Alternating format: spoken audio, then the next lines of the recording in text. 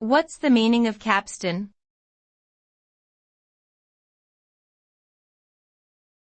Capstan.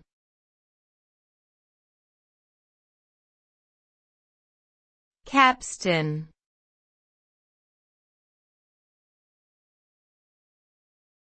Capstan.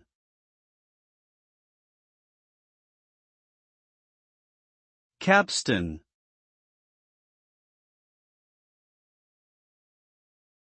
A capstan is a mechanical device used to control the tension and speed of ropes or cables. It typically consists of a cylindrical drum with a vertical axis, around which the rope is wound several times. The capstan is turned by means of a lever or crank, and as it rotates, the rope is pulled tightly around the drum.